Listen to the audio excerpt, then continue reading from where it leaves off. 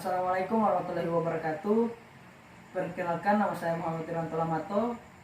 Saya kelas A dari jurusan Pendidikan Kepelatihan Olahraga. Akan menjelaskan tentang mitokondria, aerob dan anaerob. Yang pertama yaitu mitokondria. Pengertian mitokondria. Mitokondria adalah salah satu organel yang ada di dalam sel, berfungsi sebagai tempat berlangsungnya fungsi respirasi pada sel pada makhluk hidup.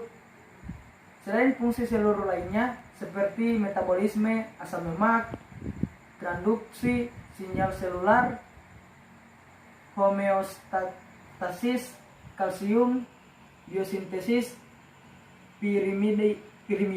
pirimidina dan penghasil ATP, adenosina trifosfat atau energi pada lintasan katabolisme.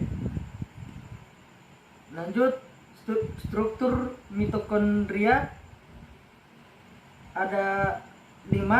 Yang pertama, membran bagian dalam atau inner membran. Yang kedua, membran bagian luar, outer membran. Yang ketiga, kristae atau krista.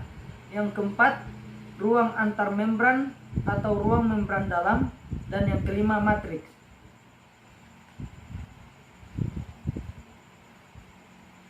Yang ketiga yaitu fungsi-fungsi mitokondria.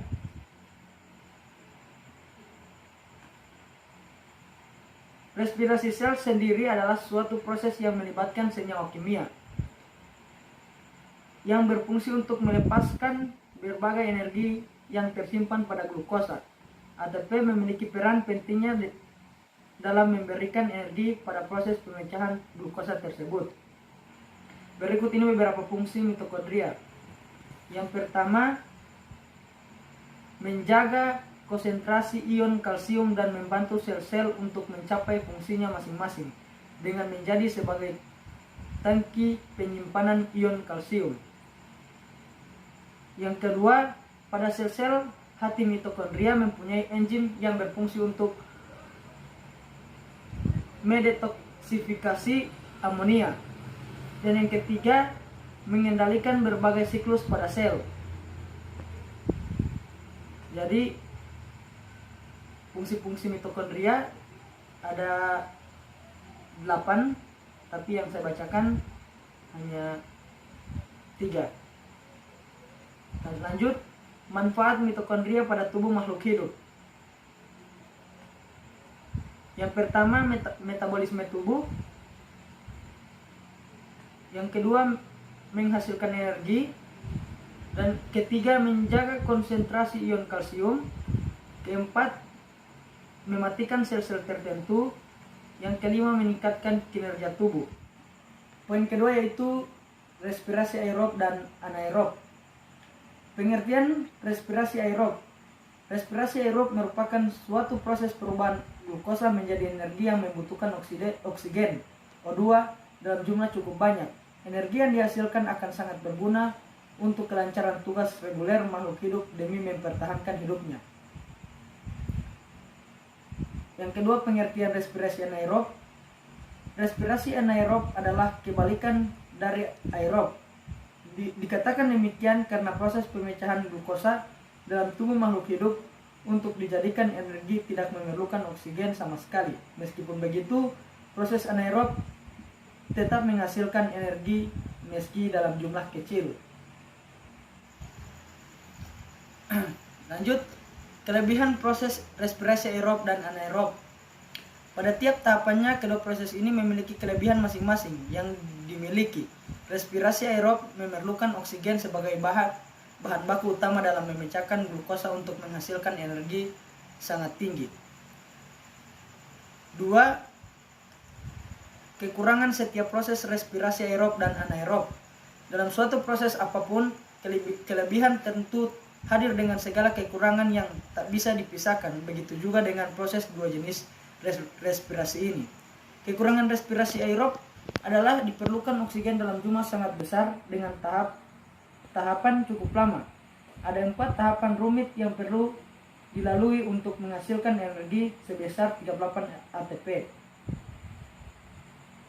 Sedangkan respirasi anaerob mempunyai kekurangan pada jumlah energi yang dihasilkan jika dibandingkan dengan energi hasil proses aerob, yaitu hanya sebesar 2 ATP setiap kali siklus respirasi terjadi. 3. Faktor siklus respirasi. Perlu kita ketahui untuk menghasilkan energi yang diperlukan oleh makhluk hidup, ada beberapa tahapan yang harus dilewati, mulai dari mengumpulkan bahan baku yang dibutuhkan, proses terjadinya respirasi hingga memperoleh hasil energi yang dibutuhkan. Tempat terjadinya proses respirasi. Perbedaan selanjutnya yang perlu kita ketahui pada respirasi aerob dan anaerob adalah tempat proses tersebut berlangsung. Meski kedua proses penting ini sama-sama terjadi di dalam sel, tetapi keduanya berada pada bagian yang tak sama. 5. Tahapan, proses, dan rumusan. Adapun beberapa tahapan yang cukup panjang pada setiap jenis respirasi yang terjadi pada tubuh makhluk hidup, namun proses respirasi aerob diketahui memiliki tahapan yang lebih kompleks dibanding respirasi anaerob beserta rumusnya. 6. Hasil respirasi aerob dan anaerob. Bukan hanya sekedar menghasilkan produk utama dalam bentuk energi berguna untuk segala aktivitas.